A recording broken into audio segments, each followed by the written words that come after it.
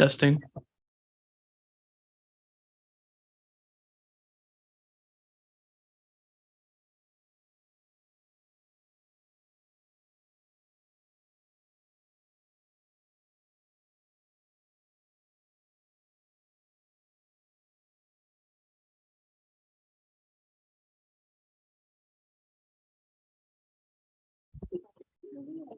Today is Monday, June 5th, 2023, and we are at the Green Ladle. We'll call the school committee to order at 5:36 p.m. and we'll start with the Pledge of Allegiance.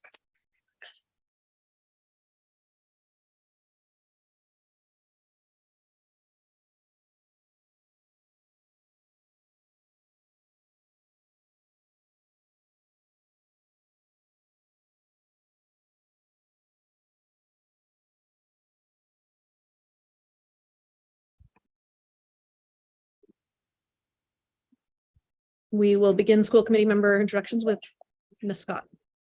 Linda Scott, Lewiston City Council Representative. Paul Bopelant, Ward 7 Representative. Megan Hurd, Ward 6. Ashley Medina, Ward 5. Tanya Whitlow, Ward 4. Elizabeth Eames, Ward 3. Janet Bowden, Ward 2. Bruce Damon, Ward 1. Megan Parks at large. Jake Langley, Superintendent. Karen Paquette, Assistant Superintendent. Agenda item number 3 is to receive and potentially vote on the nominations for special ed assistant principal position at Lewiston High School. And I believe Ms. Crafts is here. She is, to help us present and share the results. And just a reminder to committee that we have 2 positions and this nomination is for one of the 2 and interviews continue to roll on.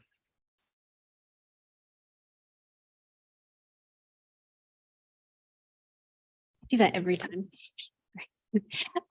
So I would like to nominate Michaela Stanley for one of the positions for special education assistant principal. She's worked at LPS since 2007. She started as an ed tech in my classroom, I believe, for a year. And then she moved on to teach special ed for 3 years. She was then a mathematics teacher on the Gold Team grade 9 for 10 years, and really took a leadership role in that position on team. Throughout my time there, when I was AP, she was a go-to person. She did a lot of things such as Power School facilitator, ran Mud Week, Ice Week. She's done a lot of things with summer school. She has a master's in teacher leadership. She just is very good. She's very organized and on top of things, and I think she'll do a great job. So you want to come up? I don't know if you want to vote first or if you want her to. Either way, she can share something now or wait till after we vote. Sure. Would you like to speak after we vote? It's sure. Okay. She's nervous. She's gonna get used to this. Is there a motion? I'll make the motion to approve for her for AP. a special education AP at high school. Member Popelant. I second that motion. Any further discussion? All in favor? It's unanimous. Congratulations. All right, thank you. I'm honored and humbled to have this opportunity, and I'm excited to get back into special education where I started. Thanks. Thank you. Agenda item number 4 is the consent agenda. Are there any items on the consent agenda that members would like set aside? Seeing none, the consent agenda is adopted. Public input. Members of the public may address the school committee for up to 3 minutes on non-agenda items now or on agenda items later. Comments that pertain to staff, personnel matters, or a student issue should be directed to the superintendent or the appropriate staff member of Lewiston Public Schools. Public comments shall be directed to the school committee and be brief, not repetitive, and related to the matter at hand. Before starting, please state your name, address, and affiliation to Lewiston Public Schools. Are there any members of the public that would like to speak? Seeing none, we will move on. Agenda item number 6 would be a report from our student reps who are not here this evening. But one did graduate. That's good. Agenda item number 7, to recognize Lewiston Public Schools staff and students. And if I could, I'd like to start with asking Sue Williams to come up to the podium. That was a surprise.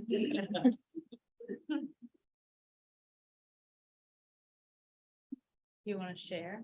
Do you Well, want to share? Yeah. So I've nominated and brought our library staff here tonight to share a little bit about our digital citizenship work that they've been doing and to recognize some of the elementary library techs that have also been helping with that work. So I'm actually going to turn it over to Marissa Deku, who's our Did you look at me with that pause because it's an agenda item also? And I guess I'm curious, would you prefer to do it all at once or, all at once. okay, so Do you want me to wait? in that case, my mistake, I apologize. Yeah. Well, wait a minute. That's what the pause was. She's thinking I'm gonna go in a minute, so. Thanks. We will recognize those folks when Yep. we do that agenda item. Sorry. That wasn't even on task.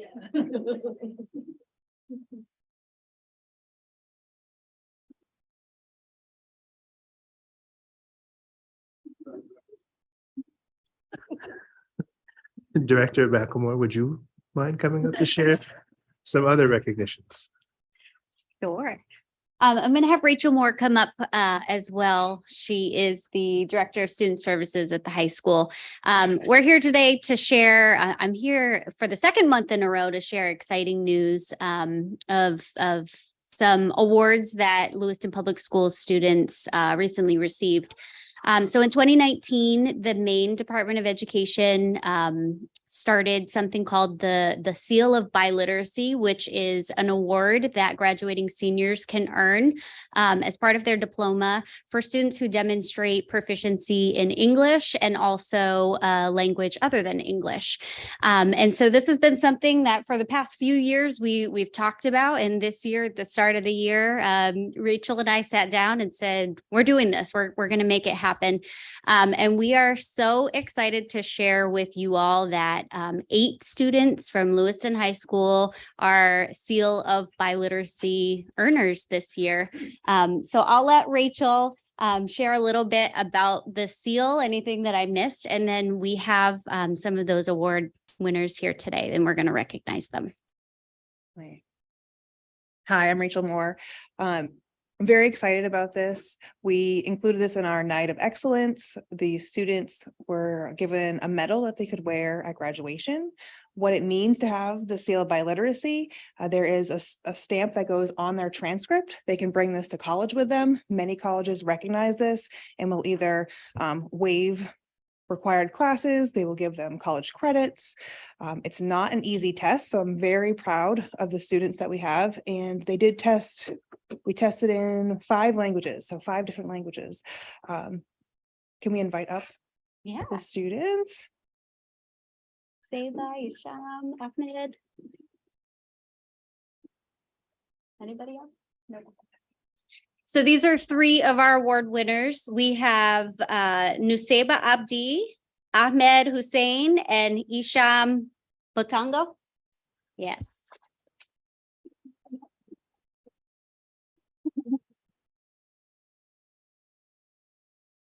So if anybody has any questions, Member Eames? I'm curious which languages. you want to share what language you tested in? I was tested in French and Arabic, Egyptian Arabic. I too was tested in French. The other languages of the students that are not here tonight was Portuguese and Spanish. Yeah, we'd love to get a picture of those that could come tonight, knowing that there are many more. This has been a long time coming. We started talking about kind of dual credits at the high school level for students who are fluent in multiple languages. And getting the Seal of Biliteracy was kind of feasible, but there was no structure to set it up yet. So with Liza, Rachel's efforts and others created the opportunity, but students still have to commit to preparations and taking a formalized examination with multiple stages to it. So we're very, very proud of them. And it really truly shows their skills and their abilities, again, in multiple languages. Member Scott? so I'm going to embarrass him a little bit here. And he's a student, but yeah, you know who I'm going to talk about there, Ahmed. You know, he's at everything. right? Like the robotics, we just watched him graduate the other night is, I think probably in the top 25 at least. You know, Lewiston Youth Council, he's here for just about everything. And I think that I'm happy that he graduated in such a remarkable way. But I think we're going to miss you because you have been a remarkable student. And I think that you need a special shout out, just you yourself, because you're pretty impressive. So thank you. Member Medina. I just want to say congratulations as somebody whose first language is Spanish, and I've lost a lot of that over time. I just think it's a beautiful thing to embrace that and encourage kids to, you know, keep using their bilingual, multilingual languages, and just congratulations, and hopefully more people, you know, do this too. So thank you. I have one more thing to add that reminded me. So the seal is also for students who are taking language at the high school level. So maybe it's not their first language, but if they are fluent and they can pass the test, they can also earn the seal. So I'm planning on next year working with those students who I did reach out to them this year. Nobody took me up on it. I'm hoping we'll get the momentum. So if they are in the third or fourth level of one of the languages we offer at the high school, then they have the opportunity to test and possibly earn the seal of biliteracy as well. I know we have students that are multilingual. If a student wanted to test in more than just one language, could they do that as well? Yes. Yes, they can. Okay, that's pretty impressive. We didn't offer that this year, so. Thank you all very much. Thank you.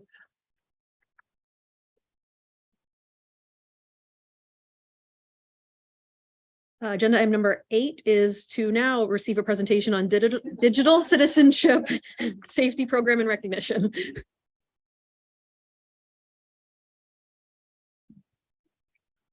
I was paying attention to the agenda. So I'm here tonight again to present our library media staff, some of our elementary library techs, as well as 2 of our library media specialists, Mary Ann Lopes and Marissa Deku, who are going to share a little bit about how our digital citizenship work began in partnership with our tech department, our school libraries, and those areas working with our classroom teachers with our students. So I'll let these ladies, this is Mary Ann Lopes, our elementary librarian. She covers all 5 elementary schools. And this is Marissa. She's our high school librarian, or library media specialist is technically what they are. And they're going to share a little bit about what Common Sense Media District means. And then I'd like to recognize them and 2 of the techs that are here. Good evening. So we have just a few slides. We're just going to do a quick overview of what Common Sense Media means as a district level. So I don't have control. Just go ahead. So this has been a multi-year process. We started the process during COVID. So as everyone knows, you know, that kind of elongated some of the planning. Jake, you can go to the next. So as Ms. Williams said, it involved not only the librarians, but our tech integrators, some of the technology staff. So, you know, this started with Dave Terrio, and then Mark joined us and a few others along the way as we planned and looked at how this would be implemented. And you can go ahead to the next. I feel like there's okay, there we go. So during 2021, we started with some of the schools within the district. Each school is, you know, slightly different, especially between the elementary and the high school. We look very different when it comes to scheduling. How are we going to do these lessons within the schools?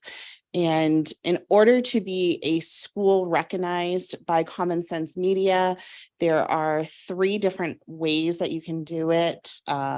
One is that all grades receive 6 lessons. One is that 3 grades receive 3 lessons, or a combination of the 2. So each school kind of just looks different in that way.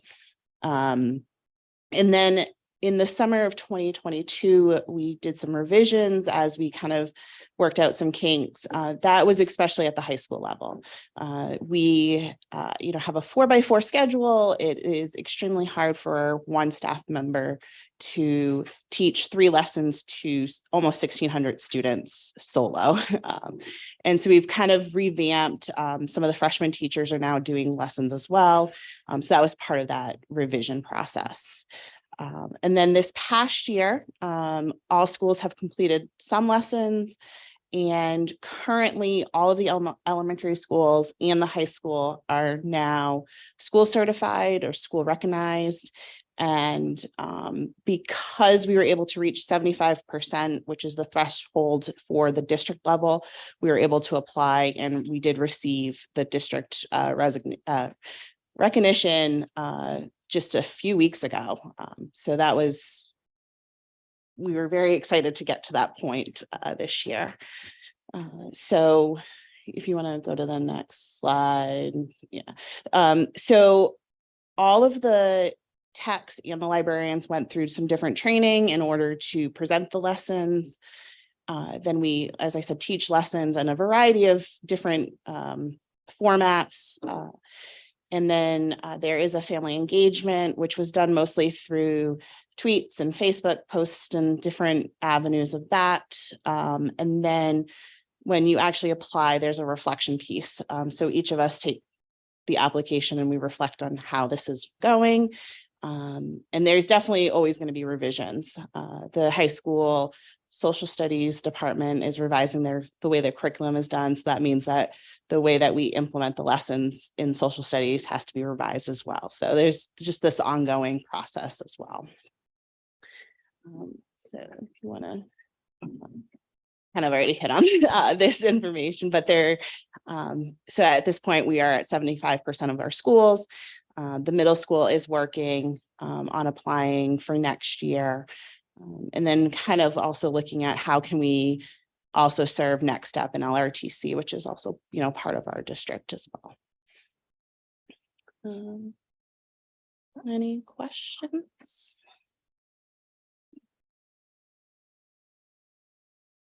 So we do have 2 of our library techs here, both from McMahon, Shauna Haley Bear and Claire Beaulieu. You want to come up? Our other library techs at the elementary level who participated in this include Paisley Keene from Connors, Drew Bertelson from Connors, Kathy Martin from Farwell, Kieran Barnes from Montello, Michelle Chassie, and Don Jalbert from Geiger. So they all participate through their different roles in helping with this. And I wanted to share that LRTC helped with us and did create some banners for each of you for your school to take back with you to hang up. So, yeah. And then is the district. Yeah, we talked about that, but I had already put these through before. Yeah, so. Bingley can get one too. Yeah. Member Whitlow, did you have a question? Not anymore. I have a question. Can somebody briefly explain what digital citizenship is? Is that a complicated question? It is. So there are 6 components, and I'm not going to be able to name them all off the top of my head, but it has to do with what your digital footprint is, how to be, I know at the elementary level, like not a bully online, how to be just the same pieces of citizenship that we talk about in real, everyday life. How do we do that online as well? And the lessons vary greatly, obviously, over the grade levels. One of the lessons at the high school is like, how does your footprint affect your college or your work? And, just like those different aspects, so that there's 6 main areas. Each grade has the 6 different lessons that we can choose from and work through. That's great. I think Member Eames and I were just having a conversation last week about hoping that our students were learning how to be appropriate social media and all of those places. So this is great. I appreciate it. Oh, I'm sorry. At the kindergarten level, I'm sorry. At the kindergarten and first grade level, we talk a lot about the whole idea of being able to take breaks from from devices and being able to find good times, good ways to break away. That it's okay to stop and think about what you're doing online. And if something doesn't make you feel good inside, what can you do about that? Who can you talk to? Who can you get help from? And so we kind of have that opportunity to talk to them about that and create a space to do that. And a lot of them don't have that space at home, and it's really important. Thank you again. Member Heard. Thank you. So I have two students at McMahon, so I can attest that Miss Haley Bear does go over this stuff with students because we do talk about it at home. And my first grader does tell me and says, Mom, Miss Haley Bear says I have to take breaks, just like you tell me I have to take breaks. So I do know that they're talking about it, but I would like to see more information go out to parents like in a paper form. I know you had talked about like tweets and Facebook and stuff like that, but especially like I know they're not quite there at the middle school level, but even the elementary school, like 5th and 6th grade, they're still online. Like there's bullying happening, there's stuff like that. So anything that we can send home to parents so that they can like have those conversations. Because I know when my student comes home, and again, he's only in 1st grade, but I'm like, what'd you do today? He's like, I don't know. I don't remember. There's not a lot. Yeah, there's not a lot there. There are handouts that can be handed out after each lesson, and they should be handed out to go home. They're usually handed to the classroom teacher to go into mailboxes to go home after the lessons. They are. Yeah. We did that, for example, with the 1st grade class that we saw today. It's It's fine. There's a lot of paper. There's a lot of paper. When you clear out at the end of the school year, you'll find it. and reach out anytime if you have any questions.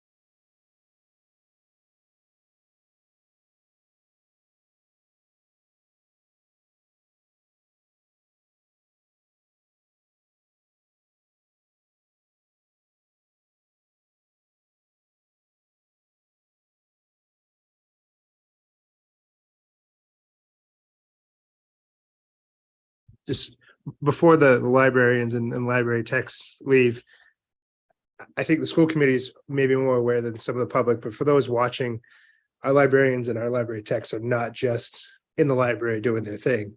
They have classes all day. They rotate through. They focus on special projects, different themes, different levels for kids.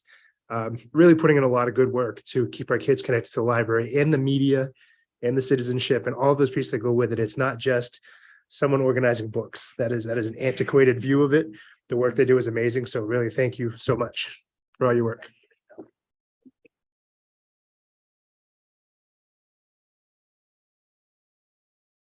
Agenda item number 9 is to receive and potentially vote on a field trip request for an international trip to Ireland, Scotland, and England.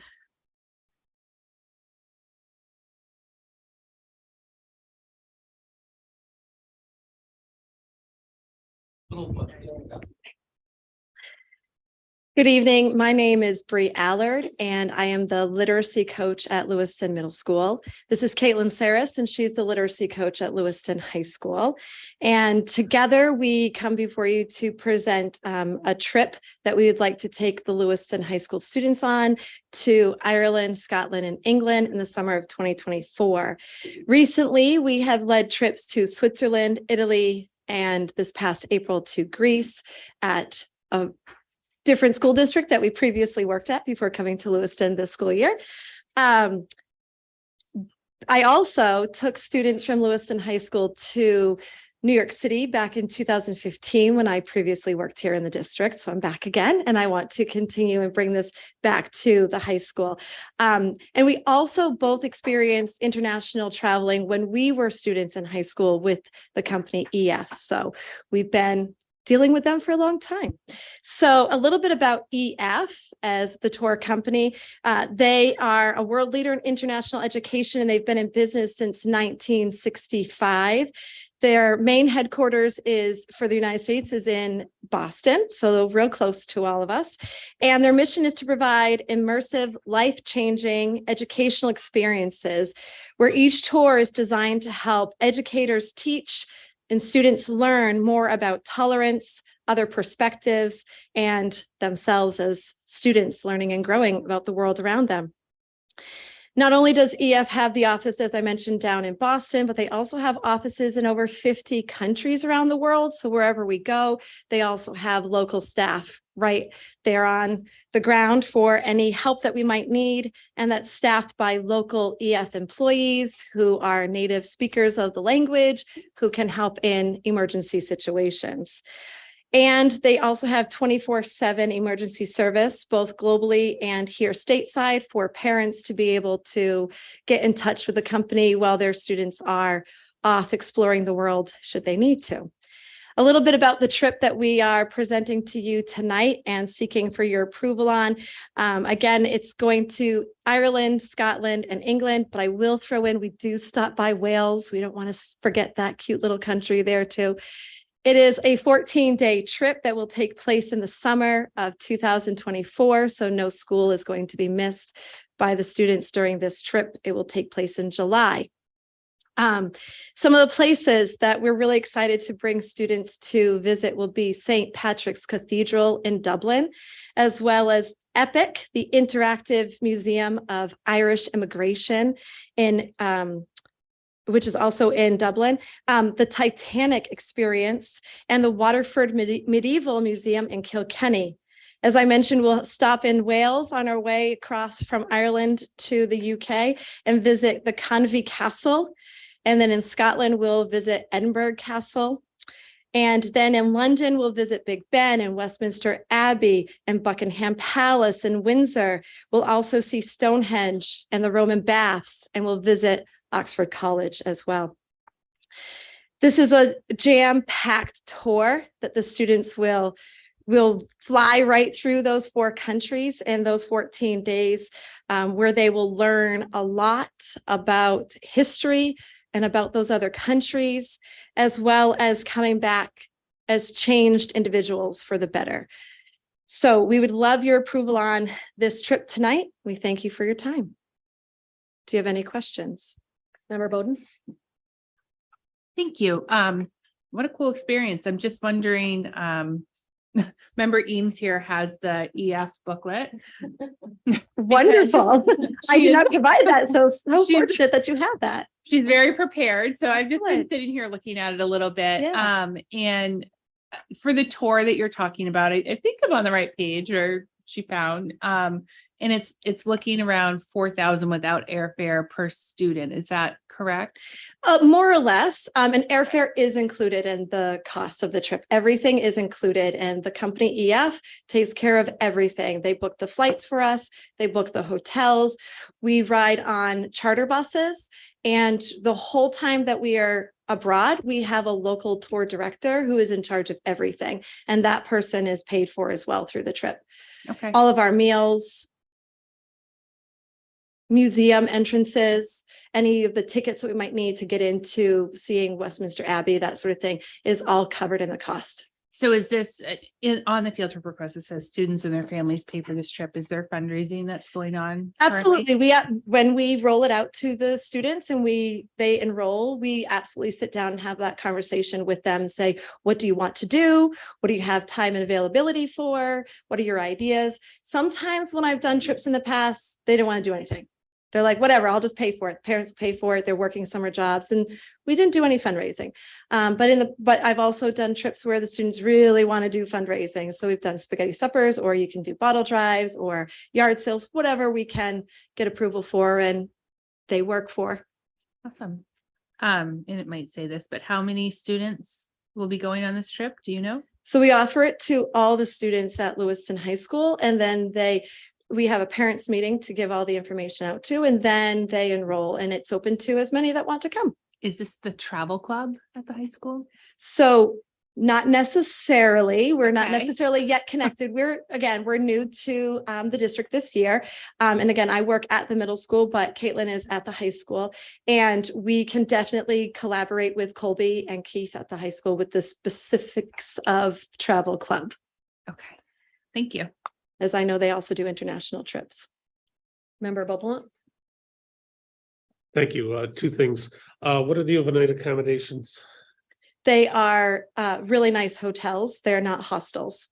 I couldn't necessarily say what the star ratings are, since I don't necessarily know right now which which hotels will be, since it's not till summer of 2024, and all those finer details are still being worked out. But they are hotels, not hostels. The other thing, I can understand this being presented to us, but because we have Lewiston people running it and Lewiston kids going, but this is done during the summer. Do we need to approve something that's done in the summer? I think it's still just, it's a school affiliated trip that involves international and overnight and other travel risks that would fall under policy. Member Scott? Thank you. Thank you. Is there any scholarship or any for students that may not be able to, or families that can't, that they could work towards going on something like this? The reason I ask is that, you know, I got a scholarship to go to Washington, DC, because I was a straight A student in AP history, but there's no way that I would ever, or my family would ever have been able to afford me going to the trip to London in our senior year. And so it wasn't even a thought process in my head. I wanted to go. I wish I could have gone, but there is no way I could join those students. I didn't even broach that subject with my parents. They wouldn't have gone to the meeting. So how do we become inclusive to the students that we know? We are one of the poorest communities in the state. How do we help them be able to? Because I know that the kids that went on that trip, and I graduated, well, a really long time ago from Lewiston High School, they still talk about that trip. And that was a connection piece for those students. And so how do we broach this, especially where you're coming to us a full year in advance? Is there any way that we can have that conversation and look at possibly being more inclusive to the students that will never be able to afford something like this?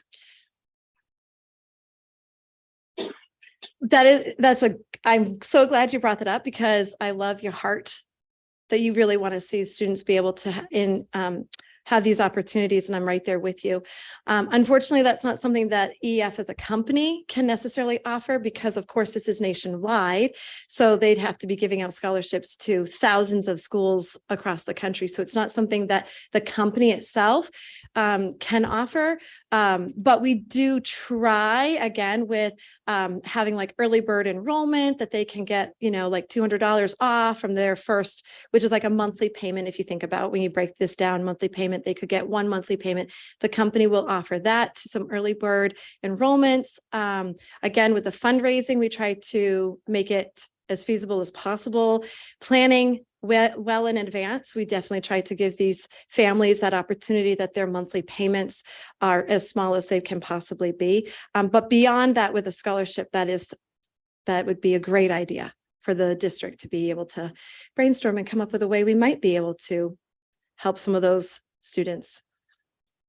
I'd be curious about a pathway for, you had mentioned some fundraising and different options, and I wonder about a pathway for a student who shows up to that meeting and says, I would really like to go do this. And having a pathway, at least somewhat mapped out, that each month we will do these fundraisers. If you're committed to it, we'll facilitate it so that it's mapped out. I think students who really want to go will do some work to be able to go to raise some funds. But I don't know that a high school student, and students, I mean no disrespect, are going to be able to map that out on their own. They're going to need someone to guide them and facilitate. Yeah, we absolutely do.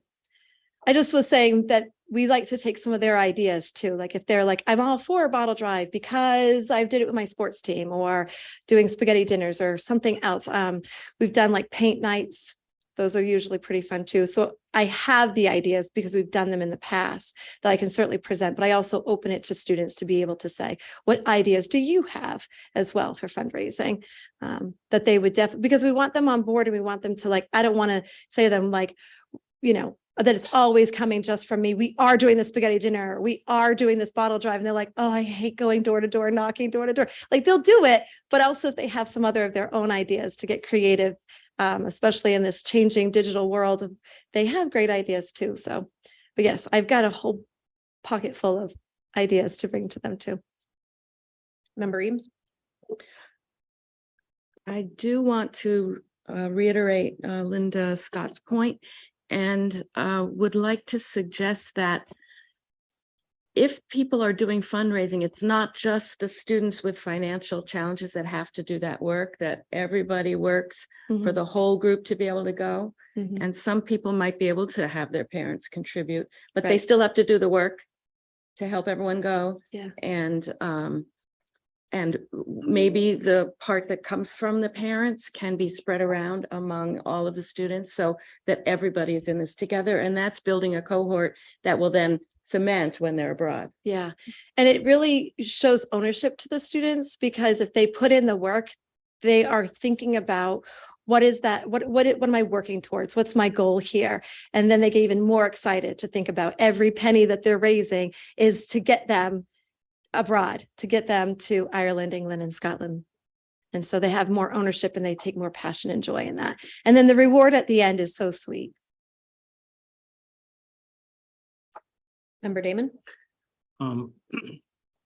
When you've done these trips in the past, I mean, are you looking at a group that's a dozen or 15 students typically, or 25? And if you do, what's the ratio of staff to students as far as chaperones and whatnot? Because some of these countries that you're going to have much lower drinking ages and other things that are going on than we do here. So it's just a thought. So I'm hearing two questions and concerns in that. So I'll address the first one. Again, we can take as many students that are interested and again, with their parents are willing to pay for the trip and work towards that. There is no limit and the company will provide as many coach buses as we need. When we went to Greece in April, I had 40 travelers. So that was a fairly large on the larger end, but I've also done a dozen or so students as well. EF's policy is that for every 6 students that travel, there will be a chaperone to attend. So it's a 6-to-1 ratio for students to adults. And then the other concern is that EF, and as it would be as well with school policies, has a 0 drinking policy. It doesn't matter what the age limit is in the country, the students are not allowed to drink. Member Bowden? Thank you. So do you work for EF? No. Okay. I'm just trying to I like just love to travel and I make love to sense bring of- the students with me. So I'm just trying to make sense because Yeah. there isn't like students signed up to do it yet, but we have a field trip request in front of us. And like, I'm just trying to like process Yeah. all of this. Once we get approved from you, then my next steps, I believe, is then I can present it to students and parents at a parent meeting, hopefully next week. And do you both have to pay the same prices as students when you go on these trips? No. Okay. So that is one of the benefits of working really hard Mhm. and organizing these is that for every, when we get those 6 travelers, they do pay for that adult. Okay. The company. Every adult on the trip or just? Nope. Not necessarily. We've had parents who say, I'll pay and go along and they pay, but they are not a chaperone. They are a traveler. So they don't have to have the responsibilities as the teachers that I bring along with me on tour. They can sit back and relax a little bit and not have the pressure of, I have to count heads and I have to be in charge of this. And because we've had COVID. And so if something like a student or a traveler were to get sick with COVID and had to stay, or anything really, and had to stay back at the hotel for the day, a chaperone would have to do that. So the chaperone is aware that they might miss out on some of the experiences, but I wouldn't do that to a parent who's like, I've just paid $4,000 to come on this trip. I want to go to that castle. Like they paid for it, they go. But the teachers who come that get those free paid spots, understand that as a chaperone, you might have to make some of those sacrifices for the group.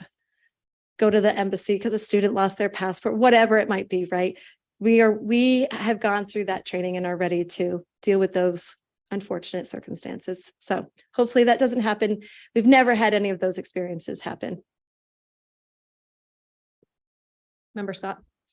Thank you. Well, just one more question, and I apologize. I feel like you're getting a lot of questions on this. That's okay. But this I've done is, many this is a years. year out, and I'm wondering is this normally the process? Like, wouldn't you have the meeting first, see what students are, and then come to us so that we know? It's always like this. I feel like that this is a little bit early. Like, shouldn't we, because we won't know, I mean, or can we maybe have another meeting, I guess was what I'm asking, or another presentation? If you've got 40 students, I think I want to know as a school board member that there are 40 students going across. Did you want to come? I would love to come. I can't come. I've got far too many responsibilities, but just so that we can know a little bit more about this. I think we can ask for an update. I have asked for these presentations to be before kids sign up and well in advance, primarily because of the organization and the disadvantage opportunity. So students would have a year and a half or a year or so to try to raise those funds. I've also asked that students not be signed up for a trip that's not been approved by the committee because that could go poorly. So it is a big lead time, but that is why. But I do think if you have a huge grouping of students, we'd ask that if the committee approves that you share that back to us so we can be apprised of it. Yeah. I would also say that in the past, when these trips happen, the other folks that have also been running trips, they have my cell phone number. I check and message with them while they're away, those kinds of things when it's applicable, so that they have a direct line back home also. So there's some coordination to it. We should know who's going and when and the numbers. Member Hurd? I'd like to make a motion to approve your field trip request to Ireland, Scotland, England, and Wales. Second. Member Eames, any further discussion, member Eames? We never heard back from the Japan trip. Wasn't that the plan? Maybe they never left. It was the plan. And They- yes, they've returned. Okay, good. I will ask. I about would that, like very because much to hear how that went. At one point in time, there was a discussion about some photos. I'm going to put together a slideshow, and I think that just fell off the radar, but I'll follow up. Absolutely. I have no problem bragging about it. Thank you. I guess I have a question for Superintendent Langlois on this versus like our travel club at the high school. How do you feel about it? Like, before I vote on this, you brought it before us, obviously, for a reason, but I'm just curious, like, should this be something that is more like affiliated with like a club with the high school, or are you, I don't know. I'm just wondering how you feel about it.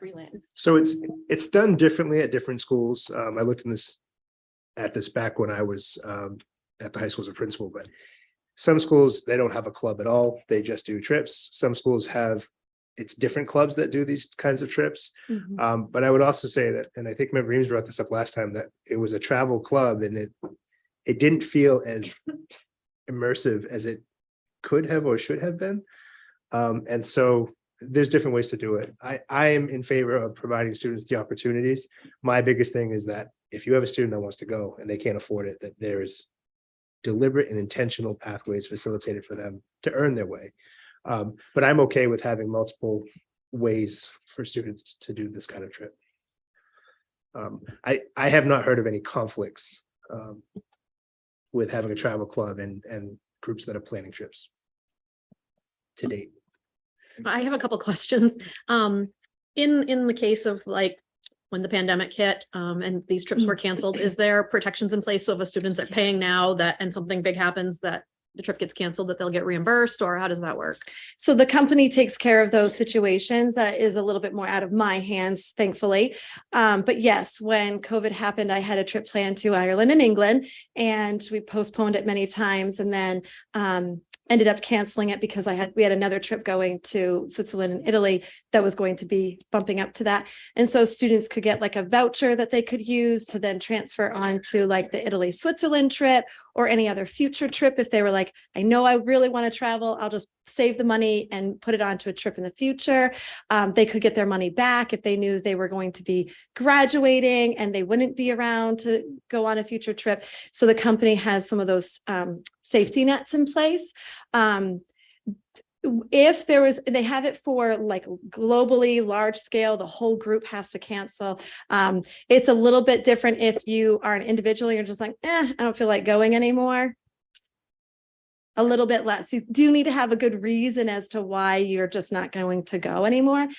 So we do really try to, but we wouldn't, they can get some of their money back. They might not just get the whole thing. And we would just encourage them. Maybe you just didn't want to go that summer, save it and come back on another trip later on. So they have some of those safety nets in place.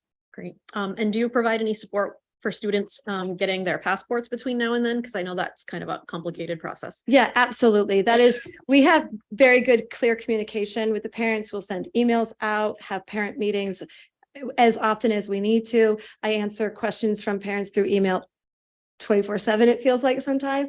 So yes, we definitely help them every step of the way.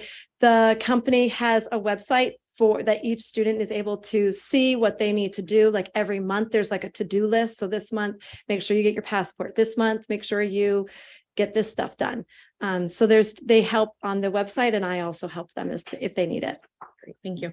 Member Eames? The return policy, I think we have to think about the scholarship students or the subsidized students and the voucher system because they don't seem compatible. Just something to think about. Sure, in the future, yeah. I'd love to see that be a possibility. Any further discussion? Oh.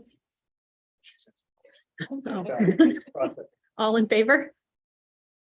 And opposed? It's 7-2 in favor. Thank you. Congratulations. Thank you so much.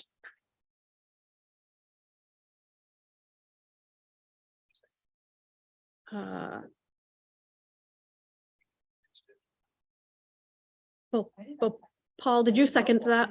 No. Tanya seconded it. Okay. Agenda item number 10 is to receive a report on the refugee school impact grant for 23-24 school year.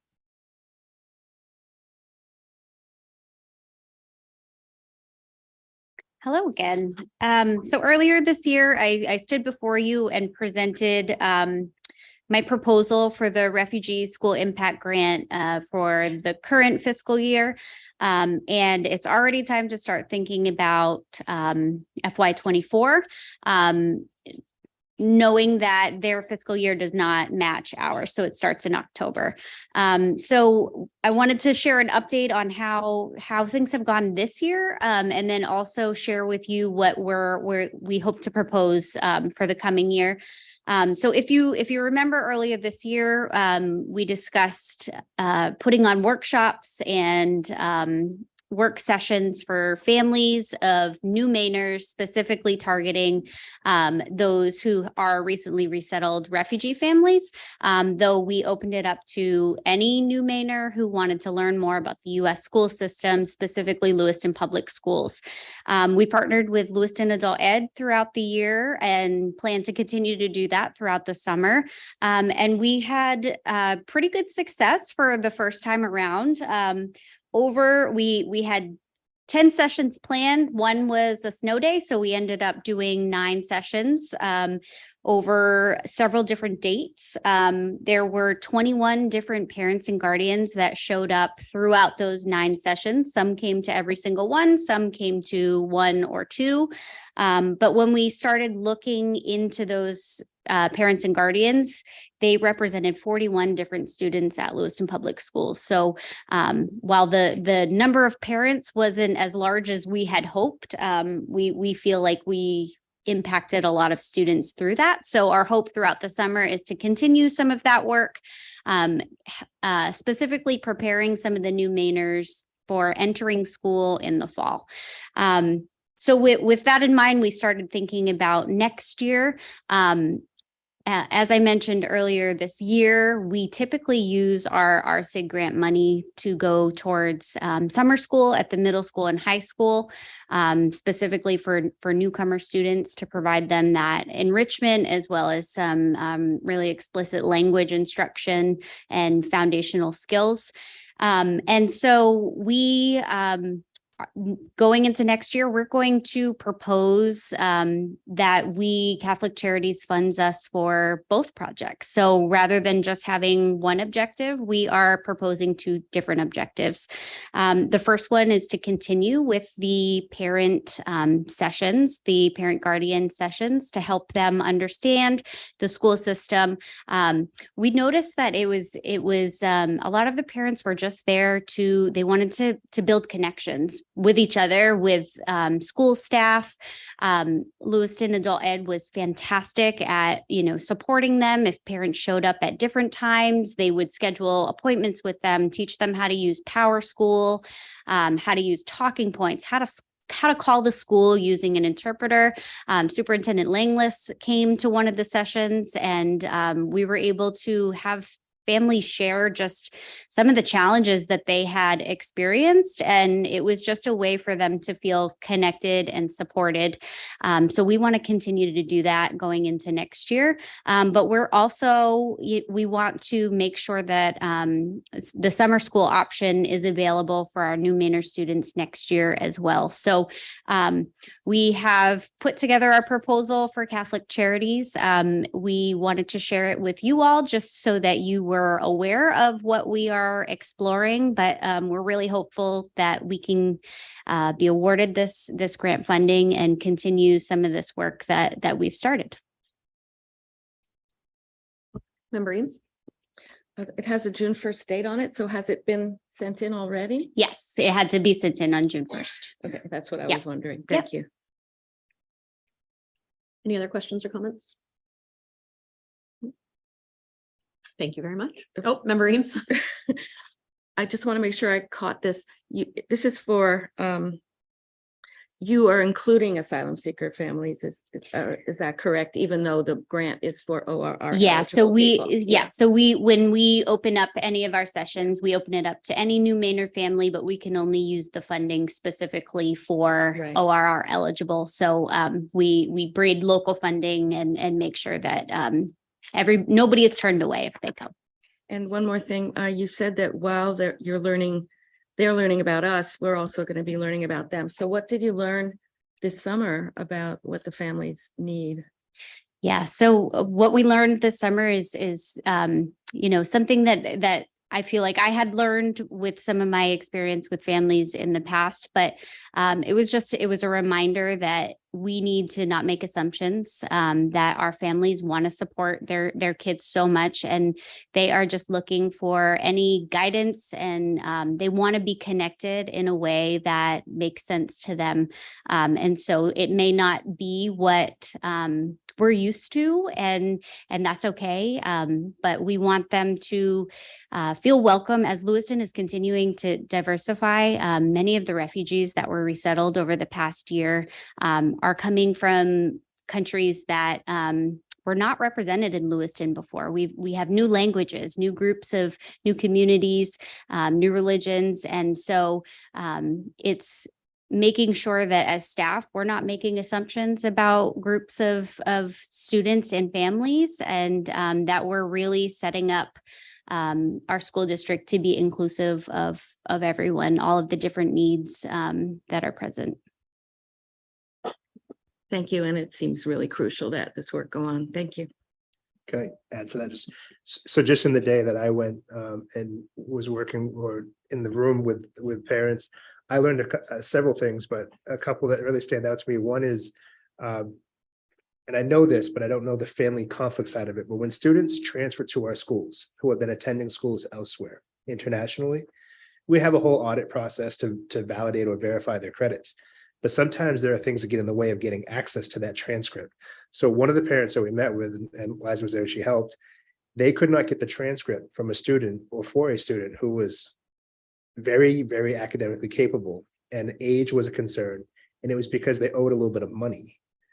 But the way to close that loop for that student was about a financial piece. And so what can we do as a district to assess for those standards differently? What can we do to close that gap for that student who feels like maybe going to school is not worth it because I should be graduating right now and Lewiston High School thinks I have no credits? And how does that play out? So that was something I learned, that I think I assume that, no, you just get the transcript and it goes to the audit process and we take that from that third party, validation, but you can't always get the transcript. So it's not that they didn't necessarily earn credits, but it looks different. Another one was about student behavior. And Liza probably remembers, but there was a mom that was talking about SEL and some of the things that we're doing. And when we express some of the things that we see in school day to day from some of our kids, it was appalling to her and how that would never be allowed in their home. And it was an interesting conversation because other parents around the room were feeling the same way, but had never said it. So it was just neat to watch the parents share in that conversation, but also be able to bounce that question off me. So what about this? Or my kid got in trouble for that? And what does that look like? And to be able to have that conversation, it was really valuable.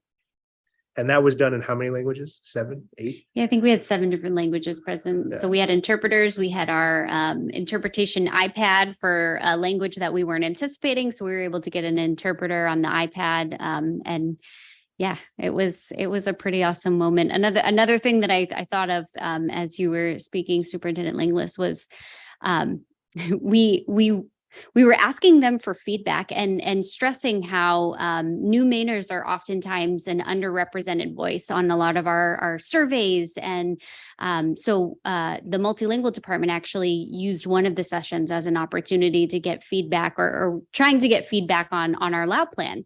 And it was interesting, and we tried to empower them, and so many families are just so grateful for anything that we're able to offer them that, trying to get feedback from some of the families was difficult because they're just so happy with what we're doing. So we'll keep working on them and making sure that they're expressing themselves and that they understand that it's okay to give us feedback. Constructive feedback is okay.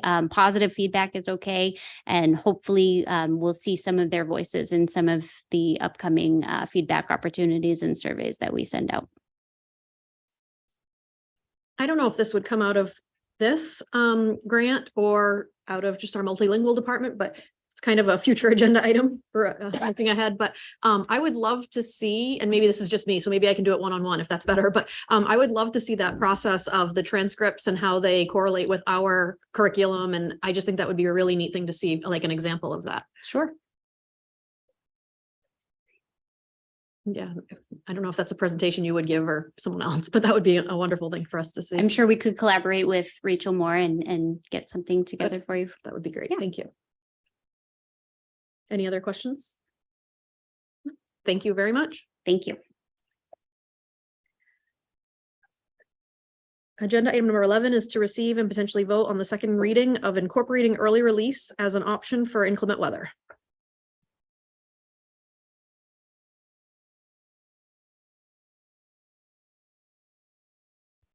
So I'm just putting it up on the screen so that we can reference it. Or for those at home know what we're referencing.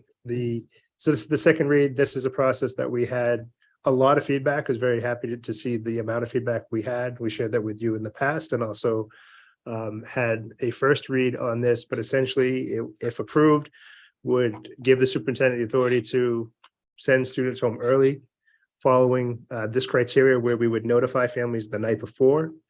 We would share that things like pre-K accommodations can be made. It would cancel after-school academic and club activities, and we would look at night events, a play, a concert, a sporting event. Those would be TBA because we could follow the weather a little later in the day. They would follow that early release schedule that we currently have in place. And so we just want to put it before you as a second read as part of process and just see if there were any more comments. Following the first read, I did not have any new feedback from anyone in the public. But I do think that people were able to see the survey results and felt reasonable about it. But there were, again, still some concerns out there of it's still kids navigating a part of the day that they might not have otherwise been able to do. My recommendation is to approve it, but I also think that we want to be really smart, especially in the first year, if we use it, that we're following this very specific criteria and reflecting on it and how it went. Member Scott. Thank you. The only question I had was if there was anything in between since your first reading, but I did just think that maybe after the first time it gets used, can we just have a follow-up like the next school board meeting? So there's a discussion to see how it went and if there was any feedback that we as school board members received from the community, you received, and that sort of thing. So it's immediately discussed. So the community feels comfortable that that's priority. And that's all.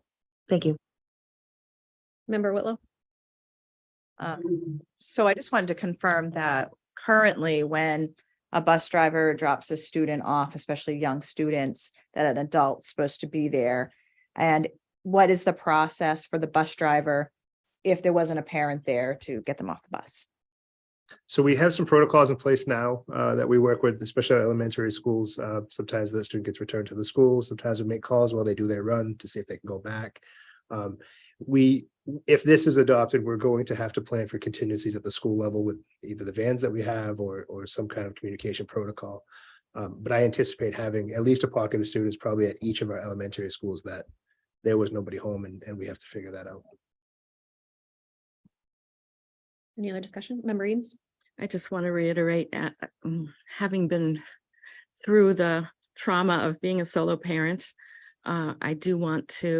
I hesitate to vote for this because scrambling to find someone or changing your whole world the next day seems very difficult and I think therefore dangerous. So I'm not going to vote for it, but I understand that most people are. And just because a majority supports it, the minority who don't, they have a good reason not to. And so I think maybe the minority should outweigh the majority on some occasions, and this is one of them. Member Bopelant? Thank you. On the first reading, I shared the concerns of Dr. Eames, the single parent, and voted against it. I have received communications from people pointing out that similar to a snow day where again something happens and there needs to be planning, and that families would be notified the night before. So because of the amount and the logic of the people that have talked to me about this issue, I just want to say I'll be changing my vote. Thank you. Any further discussion? Is there a motion? Member Bowden? I'll make a motion to approve the snow day early release. I'll second that. Any further discussion? All in favor? Opposed? 7-2, the motion passes. Agenda item number 12 is to receive and potentially vote on the LHS mechanical project update. So after a long process, and to be honest, this by rule doesn't necessarily have to come to the committee because we did a request for qualifications. It's gone through the finance committee and we're using federal dollars. I'll put this up here for a moment again, so people at home can see that if they wish. But the amount of money on the project is something that I wanted to make sure you had in front of you so you were fully aware.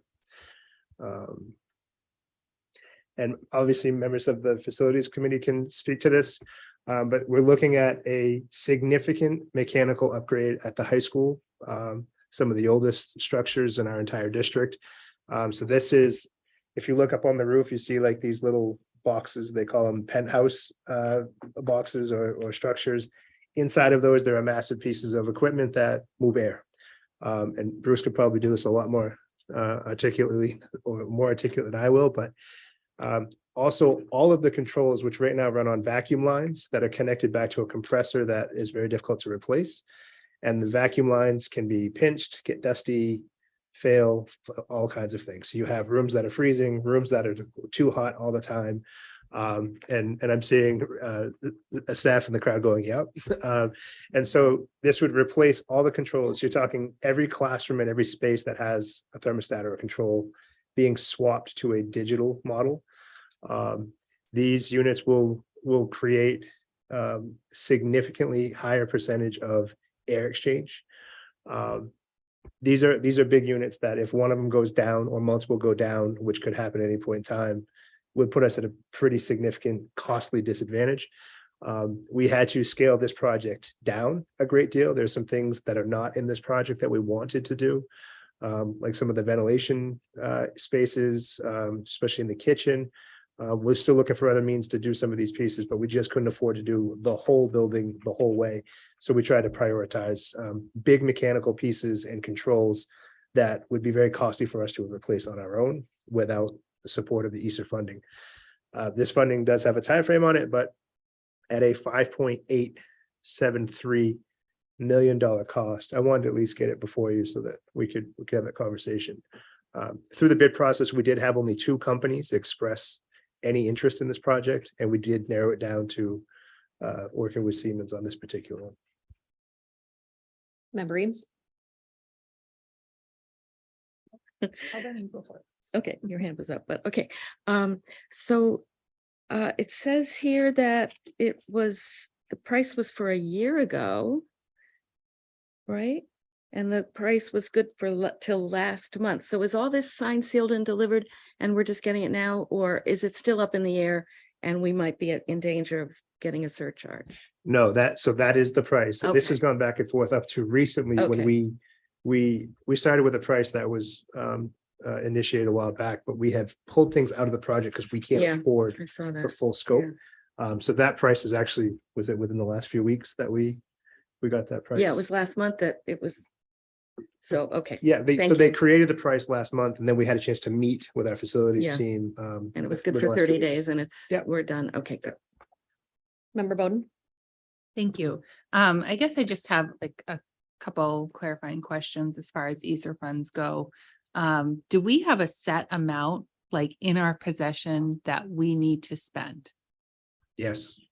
And this almost $6 million project, will that basically clean it out? It's so, yes and no. For this mechanical project, we had budgeted 2 years ago and got approval from the state to move forward with this project. It's just been slow coming. So this money was already designated for this project. It's a little more than we budgeted, so we had to amend the application with the state and they were okay with that. But every dollar that we spend or intend to spend has a descriptor that has been submitted to the state that has to get approved by them that then comes back. But there is some moving pieces to it. So just to be clear, none of this money can go towards anything else, excuse me, in our school district. It has to go towards air handling upgrades. So there's provisions in ESSER 3 that allow for mechanical improvements. And so that's part of why we went after these kinds of projects for this project. We also, we tied in pieces of the middle school project that were allowable, which allowed us to actually do more at the middle school than we initially intended to do. Because we had the funding and that work is still ongoing. The next phase of it is about to start, I believe. Thank you. Any further discussion? Member Scott? I think it's important to recognize also that, this school is 25 years old. This roof needs to be replaced. This is some serious air quality issues that are happening. This is going to make a significant difference. And also, the last line where you put in about the LCIP, this is something that we're able to use this money without having to put it on our, capital improvement plan where that is part of our tax base and that affects our taxes.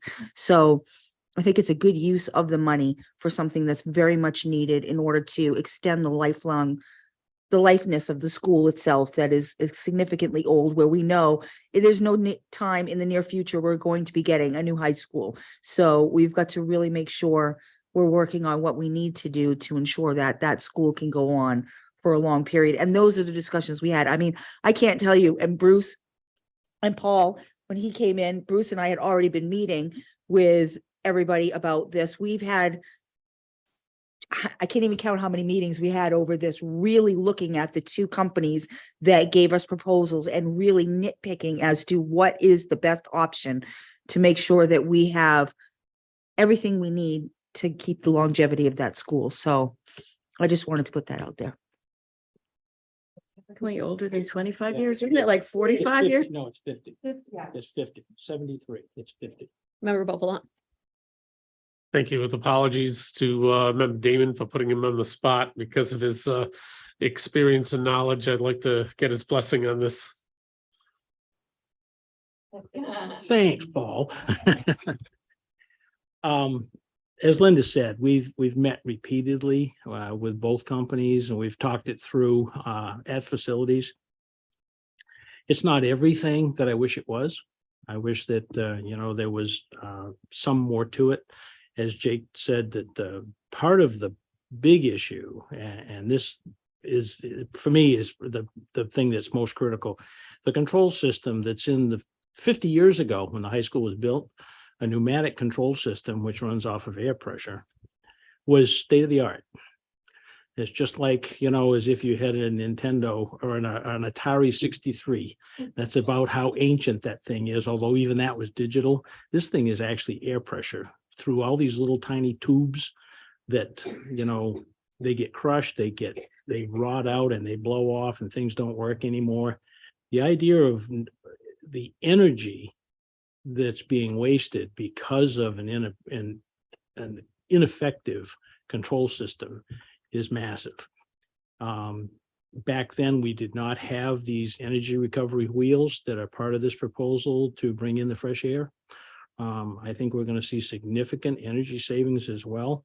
That's not really what's driving this. What really is driving it is the controls and the indoor air quality. But energy will be an indirect result of this, which is for the good, considering where energy costs are going. I wish we could have done the entire project, that we could have got it in budget, but this is a huge piece of it. Just getting rid of the pneumatics. The biggest problem with the pneumatic control system today is there are no longer any technicians that know how to work on it. And parts and pieces, if you have something that breaks, you can go to the marketplace and buy something used, but as far as actually getting new stuff, not necessarily even available. With the new stuff, now some of the electronic stuff, the new stuff that we're going to be putting in, that will get aged too. We're already seeing, we're probably today in the 8th or 10th generation of digital control systems, and that's in the last 30 years. It changes that quickly, but the stuff that's out there today is incredibly robust and very much adaptable to buildings like this that are really positive. Like I said, I wish we could do more than what we're doing. But in general, I'm very much in support of this because it's a 50-year-old building. And, not many of us are driving 50-year-old cars. And if you look at a car from 1973, it had an AM radio and it had a little 3-speed transmission, maybe. Well, that's what's happened to this today. Everything is all digital, and we really need to be thinking about moving to that model. The new addition at the high school incorporated all of this technology. So part of the high school this will bring the rest of it pretty much up to date today. It doesn't mean that 10 years from now, it won't be somewhat obsolete as well, but we can only deal with what we can deal with today. There are very few buildings commercially left out there that would have a pneumatic control system. In all the years that I've been working in the industry, some 50 odd, I've watched 98% of them disappear. And I've also seen 99.4% of the technicians that know how to work on it disappear or retire as well. So it's one of those, it's more than time. And it's an opportunity with these ESSER funds, I think, to not place the burden directly on the local tax base, but to actually utilize these extraordinary funds that we got in an appropriate way. Thank you very much. Any further discussion? Is there a motion? Does this require a vote? It says potentially vote. Do you want to vote? Yeah. I'd make Okay. the motion. Okay. I'd make the motion to approve the upgrade to the high school with the Siemens project. Seconded by member Bopalat. Seconded, thank you. Any further discussion? All in favor? It's unanimous. That stuff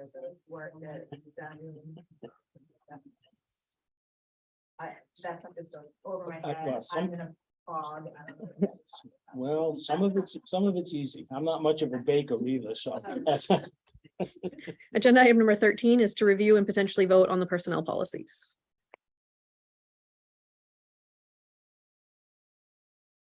So, Bill, I don't know if you wanted to come up just in case, but we in the past, we've done this work annually. And so this is that first step in not going through the whole thing every single year, but still being mindful of incremental shifts for employees. And so there's a few highlights that we want to share. Bill actually shared a draft with me of some things, but there's some minor grammatical changes to clarify open enrollment and changes to insurance. These are just things we learned about over the year. For education training, personnel policies has several grant-funded positions. And there's an added sentence to ensure that it's compliant with the grant or with the contract for the budget of that grant. And that's just to make sure it's all in writing. As far as the employee group, there's updated numbering. Bill, can you say a little more about the updated numbering? Yeah, there's nothing really fascinating to do other than the document. We just needed to format it correctly. So some of that just updated numbering, you'll see in the redlined version of the operations. Just so you're not totally confused, we have operations positions and then we have teaching and learning positions. The text part of it, so all the articles are the same. It's when you get into the appendix that it's different for the two. So the operations one is the one that's marked up in with red. Member Bowden? Thank you. I see that there was a cell phone stipend added in. $50 a month may be authorized by the superintendent. Is that in our budget? And how many potential employees do you see offering that stipend to? So we had some of this in place already, but it wasn't in the personnel policies. And so I wanted it in writing more. So yes, we do have the budget for it as far as the projection was concerned. Not excessively, and it's not everyone. So we try to be intentional about that. There's other things too that we've added, like the 3% increase. We projected that when we did the budget work. And there's a few people that have been moved because of just when we hired them, what did they make, those kinds of pieces that I look at the matrix and try to make sure I'm staying within the lanes of what you've authorized me to do. But in this version, those are corrected. So those are the shifts. And just to add to that, it kind of brings it into consistency with other contracts we have. Cell phone stipends are a pretty common thing now as opposed to a district issued cell phone. So people having 2 cell phones. So we just moved to that so that we would authorize it easier with the superintendent. It's a significant cost savings. So, because when we provide the phones, which is part of what we were doing, we're buying the phone. If it gets broken, we're replacing the phone and we're paying for data on the phone. And so in this approach, it actually saves us some funds. Member Scott? So I guess Member Bowden and I were thinking the same thing, because that's the only thing I had written down on this particular policy also. So, and just a little clarification, because there will be people that ask, give us an example of when somebody needs to use a cell phone in a school environment. This is for like field trips, just so that we have it out there in the public. So I think things have evolved a bit in so like email became like you had to keep checking your email, in which we still do. But cell phone communication is constant because we're so mobile now. So if you want to reach me, hypothetically, if you're Bill, you don't call my desk ever. It's just not the way you go about it, because I could be anywhere with my laptop and my phone. And so we're seeing this happen across the spectrum. As far as at least our directors and whatnot, folks that are covering the district, like our operations people, like Josh, our facilities director, or Austin's pointing at himself, Austin could be anywhere on any given day, from unloading a delivery to setting up something for a student to fixing a network in a different building. So it is a pretty consistent piece, especially for our folks who are all over the place, which the personnel policies really do cover a bulk of our people that are all over the district. Member Bowden? Thank you. Not to open a can of worms, but I'm just curious, like with our teachers, I know most of my teachers communicate through certain apps on phones. Is that taken into consideration for these teachers that are clearly using their phones to communicate with parents and? So personnel policies do not cover teachers. So this is a certain grouping of employees only. Yeah, so it's almost like a separate association almost, but not an association. Member Damon? Yeah, Jake, I think it might be helpful. Those of us who have been on negotiations understand that the word personnel policy is not a personnel policy. It's a group of employees that fall under a different category, which is not a contract bargaining agreement. So maybe a little explanation there might help clarify that this is, it's a little confusing, and it's certainly mostly people that are district-wide, not so. I think that's an excellent point. So, and I kind of want to hammer this home because I think people who are hearing personnel policies, which makes sense, right? You think of your policy book and all of the rules therein apply to all employees. It might behoove us to actually change the name of this because you have the full authority to do that, because just by title, it almost sounds like this is for everyone. And it is not. It's a subgroup of employees that don't land within either individual contracts and or a collectively bargained association contract. So this is a separate. Correct. Yeah. It's often referred to as management. So this would be our organization's management. So things like our special ed directors, assistant directors, different positions that don't fall within a collective bargaining unit would fall into the personnel policies. And a lot of those positions inherently, athletic director, have always had district cell phones. So this isn't necessarily a new thing. What has changed in the workforce is the fact that rather than people carrying around 2 cell phones, it's become more commonplace to have stipends. We've seen that in our other collective bargaining agreements. And so these positions, pretty much had a cell phone, are oftentimes that's their main mode of communication is through a cell phone, whether it be a district one or their personal cell phone. And this just recognizes the personal cell phone aspect of it. A fun technology fact just from Jake tonight. You can actually get cell phones now that have 2 SIM cards and they can be electronic. So you can actually get 2 numbers calling into one phone. And because we're seeing this more and more, the need for having a separate device, whether it's a forward request or information, it's all considered part of your workflow. Member Hurd? Thank you. Looking at the policy and seeing the substitute teacher pay or whatever, it just kind of jogged in my brain.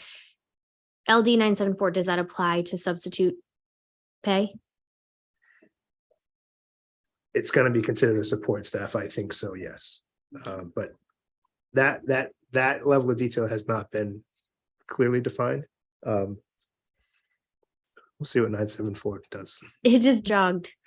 It was the pay part of that made me think, are we in for an increase there? Member Damon? Yeah, I think it's instructive to also know that when Bill says this is primarily management or director level, there are, in the personnel policy, there are some hourly folks, right? So it's not entirely the upper management group. This is sort of a it's a mishmash of employees that just they're critical to how the district runs, but they're really not so well defined that we can place them in one of the contract bargaining units so easily. So they've always been sort of as a separate group. I don't know what we would, maybe renaming it does make sense. That might be a topic for negotiations to think about that. I mean, yeah, I mean, even when I first got on with negotiations, it was like, who are we talking about again here? And so, yeah, it's I do think maybe we should review that. So but yeah, it's not what it sounds like. It's sort of like the same thing we had with the tech group talking about the network administrator. Well, they're not really an administrator. They're administering the network, but they're not. There's a lot of it is just verbiage that probably needs to be modified, just to be clear to the general public that we're not talking about the same thing here. I have a question on the holidays section. So I'm glad that Juneteenth has been added. My question is, why the exception for Eid, if they fall on a Saturday or Sunday, they will not be observed on a different day when all of our other holidays that fall on a Saturday or Sunday are observed on a different day. What is the differentiation? So, go ahead, Ted. Because when we, as a school board, approved Eid to be on our calendars for days off, it was voted with the school, maybe not this school board, I can't remember, maybe the previous school board, that if it was on a weekend, that we weren't going to take school off to help with, not a longer school year. And it seemed like that was good, because if Eid was on a weekend, I don't think they celebrate it on a Monday or something. So Yeah, but if Christmas is on Saturday, we don't celebrate it on Monday either, but we still get Christmas off on Monday. you voted for it. I'm just trying to Is- figure out why it's what the difference is from one holiday to another. Yeah, I'll just add another thing, and I think the committee could certainly take that up if they wish. The holidays that default to either Monday or Friday, if they land on a weekend, are identified by the federal government as such. And so that's the schedule we followed with that, because there are others that don't land that way. And since Juneteenth seems to be the most recent holiday that we've added, if that falls on a Saturday or Sunday, is it observed on Friday or Monday? It is, Bill's telling me yes. It's a federal holiday. Thank you. Member Eames. Following up on that, the paragraph that explains everything can just be there, and you don't need the asterisks that mark off the Muslim holidays, because that just marks them off and it makes them seem really weird. Whereas just making it all the list of the holidays and then this explanation, which includes that exception, would be a lot symbolically better. Without the asterisks? Yeah, no asterisks. Right. Yep.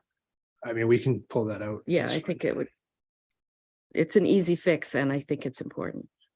Member Whitlow. I know that all of our bargaining contracts have that same language and the same asterisk and all of that. So maybe next time we can look at that at the other bargaining, and then if we need to switch it, but I'd like to keep everything consistent for now. That's my opinion, but we can do whatever. Any further discussion? As long as you remind us next time, Tanya. Is there a motion? And if there's a motion, I'm just curious if it could include or say otherwise about the asterisks, so we know what we're gonna do. Member Hurd. I would like to make a motion to approve the personnel policy and to keep the asterisks, as Member Whitlow stated, to keep everything uniform across the board through all the contracts. Is that what you wanted? I can go either way. I'll second it. Any further discussion? Yeah, it's the motion on the table is to approve it with the asterisks remaining. We can pick it up in policy another time. Yes, Member Whitlow. I think it's more of just a visual, so that when we're negotiating, we're paying attention to that. And I don't know if it's necessary, and I think we've gone through, we may not have gone through all of the contracts yet to have that. I can't remember. But I think we highlighted it with an asterisk. So not highlighted, but with an asterisk, so that we could just make sure that we are aware of it. And when we're negotiating, we understood that we needed to make that different than the rest.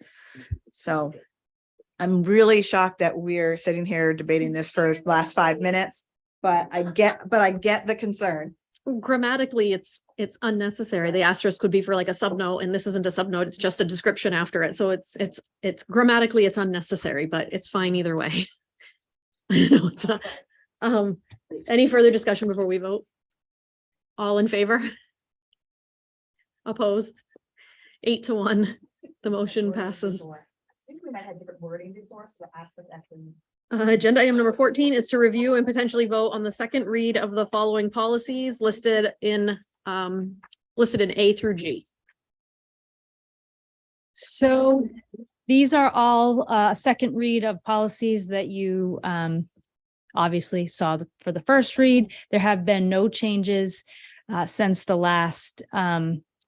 first reading. I will note that the school closing and cancellation, so E, which is policy EBCE, does include what you voted on tonight, which is the early release option for snow days. So it was in there. We waited to make sure you voted on it for a second time, and it's in there again. Member Hurd. Thank you. I'd like to make a motion to approve the second reading of the following policies A through G in agenda item number 14. Member Beauplan. Thank you. I'd like to second the motion. Member Bowden. Thank you. I had a question before we move to a motion, but since we're into it. So last time this was before us, we had a public comment about Victims' Bill of Rights and what that meant in these policies, and if that was a thing, and we never got any updates from you on that. So before we vote on this, was that something that should be talked about in any of these policies? So I did send an email to Maine School Management about the language specific in the policy. Should that be noted in these policies, the Bill of Rights? And the response back was no, that it would not, but it does apply, that there is a victim's Bill of Rights. So in terms of the language of the policy, there was no change. I have not drafted anything in regards to anything additional to that as of yet. Okay, thanks. Member Scott. Thank you. This was discussed at the meeting I wasn't able to attend when I was at the joint meeting with the City of Auburn. So I just had one question to ask, and that was on the first policy, the JICIA, Weapons, Violence, and School Safety. And you may have discussed this, and I may have missed it when I rewatched the meeting, but the part about the notification for the superintendent from the Juvenile Defense Department and Maine Law, that part that's been taken out. Are you still notified if there's a student that is? There's still a process to that, correct? If we have a juvenile that is, say, for example, sent to Long Creek. Over the weekend because of a shooting or something to that, if it's something where there's extreme violence involved? So I would say we have a good relationship with LPD to be notified by things.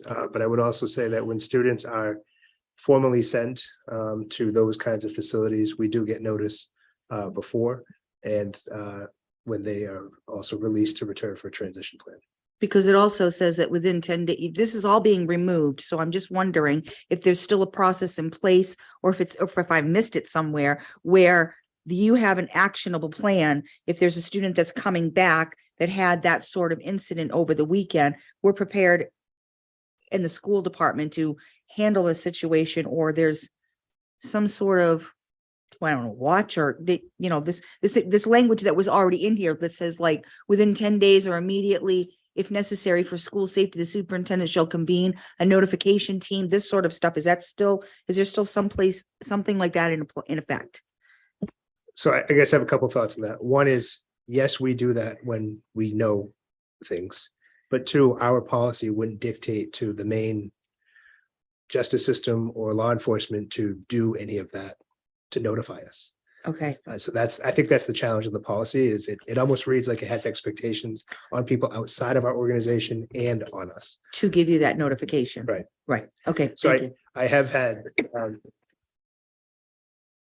have had some times where I've tried to reach out to people to say, hey, I'm hearing a rumor about this thing and I need to know whatever I can that's appropriate, because we have students in school that have, impacts connected to this. And I would say that we have good partners that have typically given me a heads up. And when they don't, they usually give me that information as soon as I ask, but what they can, because there's certainly laws protecting things. And I also think, like, publicly, there's some things that I sometimes have parents call me and say, I know that this kid did this thing. Well, if it's a juvenile court matter, I can call the lead investigator personally and they can't share anything. It's a juvenile legal matter. And so I think sometimes people get upset. I know that it's come up in the past with two students that are at the high school, and one was accused of a thing and the other person has feelings about that. And I can't get any details from anyone, and it's not actionable or appropriate to remove a child from school unless we have actionable knowledge from the process itself. And while the process is underway, I don't get told anything because they cannot. There's protections there, especially with juveniles. Any further questions or comments? There already is a motion and a second. Yes, all in favor? It's unanimous. Agenda item number 15 is a report from the school committee chair. I just have a reminder for any school board members who are planning on attending. The adult ed graduation is tomorrow evening. Agenda item number 16 is a report from the superintendent. So I was also going to share adult ed graduations tomorrow night. We also have some things on the agenda with the city council tomorrow night. Bill's going to go in my place, and I think maybe a committee member or two might attend. But the two items, so that you can be aware of, I want to give you context for the first one, which is putting before the city council to approve transfers that you already approved, but you did it a while back. And I'm owning this piece that I did not realize that had to go to city. And when I was in conversations with folks, when we did it, I was of the impression that as long as it was articulated, aligned to projects that were already in place, was remaining funds that were unused, and went to projects that were underfunded because of budgetary changes and constraints that are already approved, that you could do that transfer as long as you had school committee approval, and we have to let city know so they can do the transfers in the books. But what I'm coming to find is that the city does get to take a look at that and take a vote. So I worked with Heather on it, and that's one of the items. So the example I want to give you that you'll probably recall, we moved monies from some projects that had a few dollars left to have enough money to do the roof at Dingley. We've done this now on two different occasions for the roof, but also in one of them that was approved by the committee, we allocated more funds to camera and security systems. But I also don't want to confuse that with another time we came back and we found money locally to fund more camera and security systems because there wasn't money in the LCIP to cover it. So there's a few different pieces in play just for your full context. So that's not something new that they're voting on. It's actually something from, I think it was February, if I'm correct, that you voted to approve those expenditure changes so we could sign off on having the roof done this summer. So if you see that, that's what that is. The second piece is a pretty big discussion about LCIP and the things that we have proposed. And so there's some questions around things like modulars and how much those cost and why, what's the need for those? Can we push off other projects like Geiger Playground and some other things? And really this is tied back to a threshold that if the city approves so much at LCIP, it requires a certain number of votes in the process. And so if we get the number down below that, things may go a little smoother financially. So there'll be more conversation about it tomorrow night, but ultimately the city council will have the opportunity to vote. And once they do, we'll know what things will be bonded because we borrowed those funds. Linda, I don't know if you want to add to that. I know it's my update, but I know it's kind of a big topic.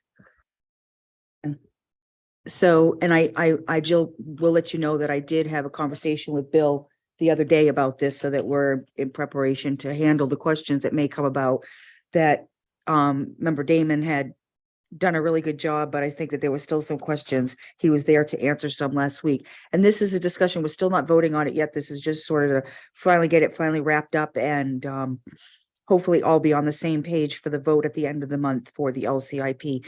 I think we're ready. I mean, I know, personally, I know, and I spoke to Bill about this, that I really want to mention the fact that, the LCIP is a process. It's a process that's put in place so that we're prepared to do projects yearly and in different going down the road, right? And so we understand what's happening. And in particularly when it comes to the Geiger Playground equipment, the process was done correctly. This was put in 5 years ago. It was, it's not like it was just something thrown in there last minute. They followed the process to get that work done. And that's one of the discussions that the council is having about removing that. And I think it's important to recognize that we have processes and policies in place. We shouldn't just be removing them because I understand there's fiscal responsibility, but there's also needs that the city needs to have and things that we need to do. I was gonna say that, you know, part of our discussion tomorrow night I was gonna mention this during my report, that we have a workshop on the LCIP and specifically some of the funding that may become available before the CMP line and project that's happening.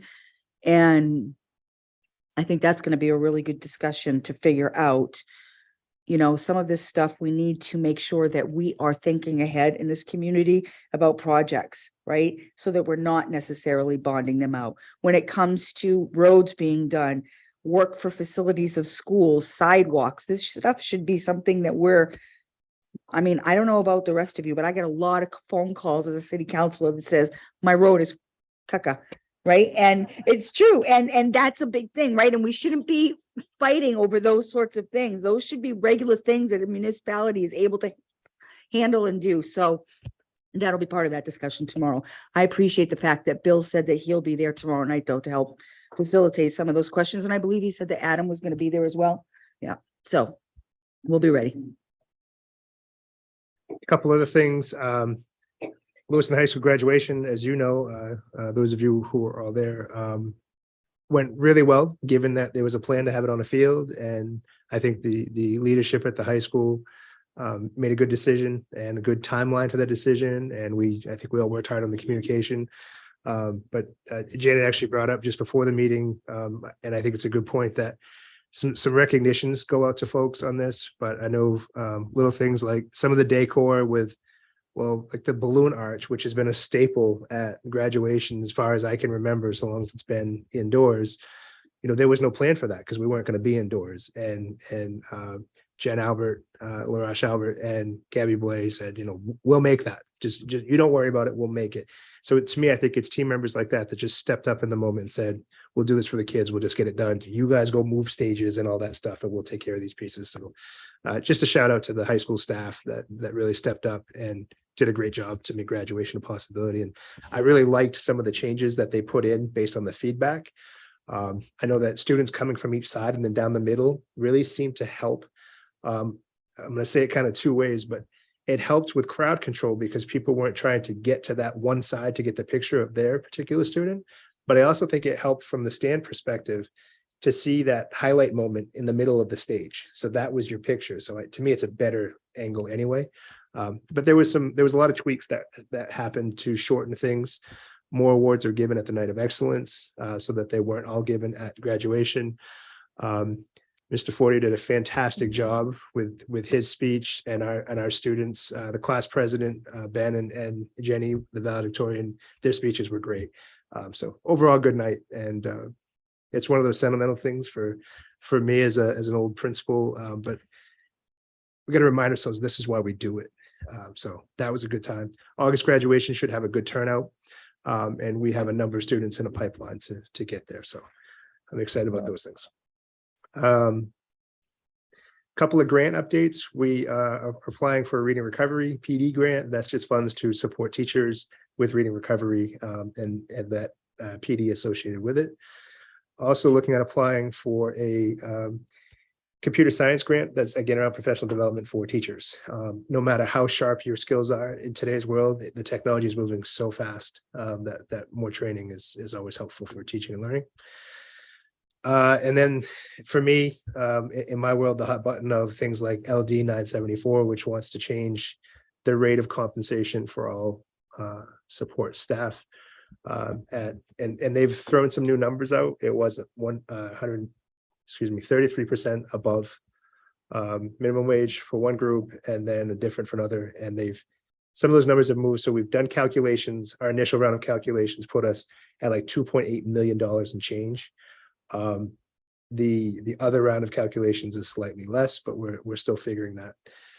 A key to this is if that happens, it trumps essentially the existing collective bargaining agreements by establishing by state law a minimum wage that is a differential for school staff than other areas. And I actually support some additional funding for school staff, but and I think I've shared this with all of you, but I want to say it publicly. To me, this is an overreaction. And I don't mean to minimize the work that people do, but I could see it creating other issues in and around. One, how do you pay for things? And so part of the bill has allocations to it. But the allocations will cover the change in compensation specifically, but it's not going to pay the differentials in workman's comp and in insurance adjustments and in those kinds of components that are fringe that we do pay parts of as an organization. But I could also see this creating a draw. And so you could have further labor issues in other areas, like municipal staff who look up and say, I can go be an ed tech and make this. I'm not going to work for the city anymore. I'm going to go work for the schools. And I worry about that transfer of employees in labor in a market that's already short. I have other concerns, and I know that you know a lot of them because I've shared things with our elected officials who I think are doing a good job listening and trying to best understand things before they vote. But this has moved forward as a ought to pass metric, and there's a real possibility that happens. If there are allocations that will help, the allocations, my understanding, is a 3-year request. So in year 4, you'd be inheriting, or the tax base would be inheriting directly locally, at least that 2.8 plus the fringe, plus the steps that are going to be asked for along with it over the next 3 years. And so that's going to be a challenge. That's all I had for my updates for right now. Member Bowden? I just wanted to ask a quick question, circling back to the graduation. Did I hear correctly that we might have had like the highest graduation rate this year when we include the students graduating in August that we've seen in like a really long time? I don't mean to put you on the spot, but do you know that number off the top of your head? So I avoid saying that number out loud. I'm trying to look at Rachel right now. She's the same. So until those students cross that finish line in August, which is always something we really pride ourselves in doing, we won't know. But aside from this year, which I think that's a plus, I think the high school is pointed in a very good direction. That is looking at new ways of students achieving and showing what they know. And I'm going to plug it a little bit here because there's some folks in the room that are helping with that. But Rachel's taking over the student services role has really, I think it's put a new set of eyes on the possibilities that exist. And I know the administration of high school right now is very open to it, as am I. We want it to be valid and real and authentic, but there's so many ways in today's world that we can do that. And so I'm excited for the next few years also. I'm also worried about a lull of students that were so disengaged during the pandemic that the hill that they're climbing is massive. And so we're looking for ways to support that. And actually talked about the Pathways Committee coming back together here soon so we can have plans for next year. So we definitely have more work to do, but I am optimistic that if we can get that group through in August, it's a real positive outcome. Following up on that, I was going to ask in future agenda items to get a presentation on our graduation rates, but it sounds like that's a little bit of ways away. But I did see like a preliminary report on one of the news channels that showed that we had a significant increase in graduation rate this year. And so if and when we get those final numbers and you guys are comfortable talking about it, I would love to have a presentation on that. I know there's going to be people that still say we're lower than the rest of the state and all of those negative comments, but I think that we need to highlight our growth because that is huge. Agenda item number 17 is a report from our city council rep. Thank you. I don't have much to report tonight, just that we do have a meeting tomorrow night. It starts at 6 o'clock with 2 workshops and then a regular agenda. And I'll fill you in after we have the meeting on everything that was discussed that night. I was also going to bring up LD 974. I just want to let the committee know that, you know, our legislative delegation is on top of this. We did receive email from Kristen Cloutier just a week ago, updating us on what's happening and what's going on. So they're fully aware and they are keeping us posted as to where this is going and how it's moving forward. So, and I think it's an important discussion to continue having. We also received an email last week from Alex Pine, and I just wanted to bring this up about the possibility of electric school buses again and the possibility of a grant on that. It was sent to myself, to Bill, and to the superintendent. And I'm hoping that we can follow through with him at some point if it's possible to see if there's any use in that. I know that, you know, he's a Lewiston resident. He's in my ward. He's also on the planning board, but he does this work with the state. And I think it's important to maybe see if there's anything that we can use there and follow up on that. And the next thing I wanted to talk about was also the graduation. I think that the graduation rate, that is something that is hugely important for us to discuss. It is brought up every year during budget season. It is brought up almost unfortunately as a negative during budget season, that why are we spending so much when our graduation rate is so low? So I think that not only do we recognize and applaud the folks that are helping change that, thank you, but we also make sure that we bring that news up and we talk about that, and we talk about it a lot, like a lot, because I think it's really important. I thought that the graduation went really well, and I just wanted to recognize also that for the second year in a row, we had the mayor, the city council, and Representative Cloutier show up to our graduation. And I think that's hugely important that we continue that tradition to show that all of our elected officials are very proud and want to support our students as they're moving forward through that part of their life. So that's it. Thank you. Agenda item number 18 is updates from school committee subcommittees. Member Beauplan. Thank you. The curriculum committee is meeting tomorrow for math. It'll be again, another full day meeting. Thank you. Thank you. Any other committees have met or want to provide an update? Member Damon. Negotiations, we're still working on general government and on the tech group. Still some work to be done. And as far as facilities, we've been meeting as we discussed about the previous plan. So just ongoing work. Member Eames. Policy just met and we went through this, and you'll see it next time or soon. So we're keeping going through the policy manual. Thank you. Agenda item number 19 is community announcements. Member Scott. Thank you. Just a reminder that this weekend is the Pride LA event. Something that's been going on in our community for many, many years. I'm happy to say that this will be my 28th year attending a Pride event. I started in Portland when my daughter was 4 years old. I think it's important to recognize this group, and I'm looking forward to attending this Saturday. Thank you. Member Bowden. Only because I don't think we meet again until July, right?